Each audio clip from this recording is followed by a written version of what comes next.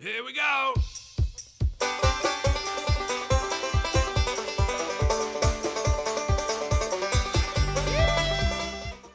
The solar eclipse is coming!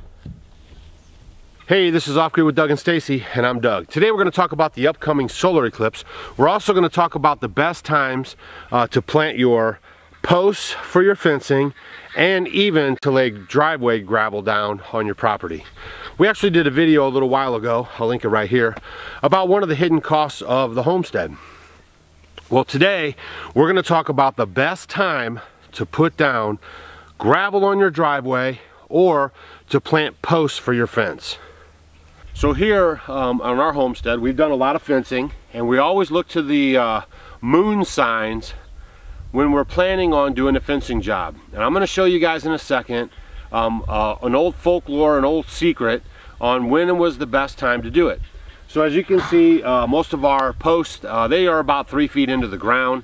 And with this tip or trick I'm going to share with you guys, you'll get better results with actually keeping your posts in the ground, even your T-posts when you put them in, if you follow this. Now, I've been out here for 6 years, and we've done a lot of fencing, and we've put gravel down a couple times, and I'm just going to tell you guys, this sounds crazy, but it actually has some truth to it.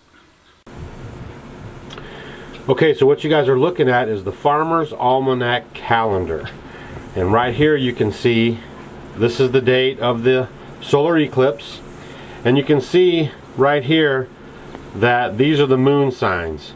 So these are the days that you would not want to plant in the ground your posts or drop rock for your driveway. You'd want to start on the 26th and the 27th and the 28th and the 29th. So it's something to do with the gravitational pull of the moon and the earth, which enables to keep planted in the ground what you put in the ground. Now also on this Farmer's Almanac calendar, you'll see here that they have these fish symbols here.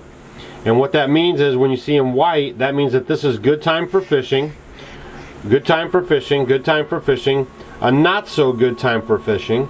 So they have red, which is not a very poor time for fishing.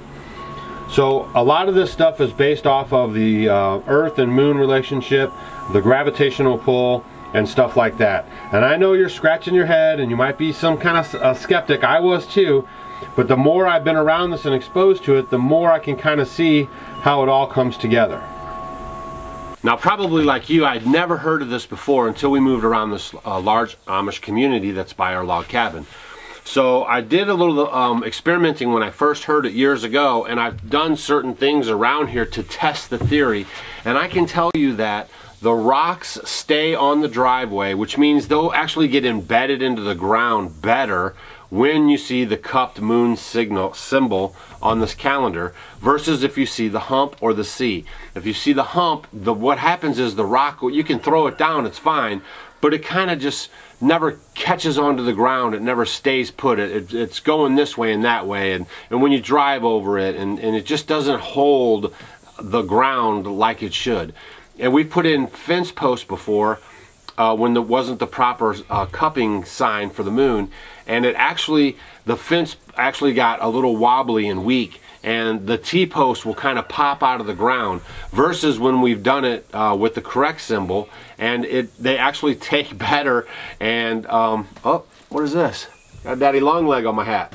They actually take better, and they stay put, and the fence stays tighter. Now I know this might be hard for you guys to grasp, and you know, I was kind of suspicious of it at first, but it's all, I'm just telling you guys from experience and from knowing people that have followed these signs in the Amish community that swear by them.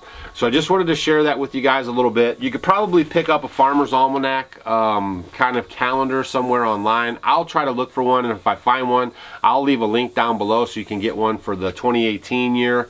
And that's it. We're going to see what happens on the, I think it's the 23rd that we have the solar eclipse, so that'll be kind of interesting.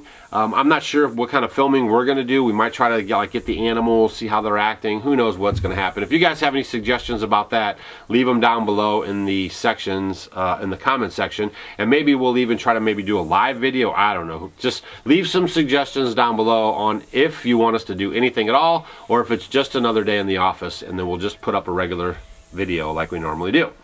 So hopefully you guys found that kind of interesting. With, you know, like I said, with this thing coming up, everyone's talking about the moon and what's going to happen and how it affects people's behaviors.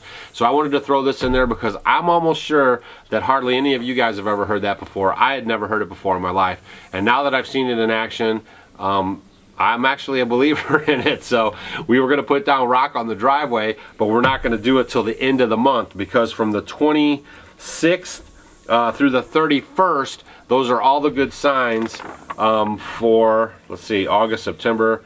Yeah, it goes all the way through the 9th of September. Those are the good signs that you can put down the rock on the driveway and plant posts in the yard for your fencing, or for anything else for that matter. So this is Off Grid with Doug and Stacy. Don't forget to check us out on Facebook, Instagram, and Twitter, and we'll see you guys on the next video.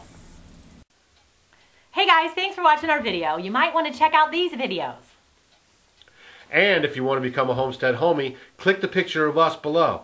We will see you tomorrow.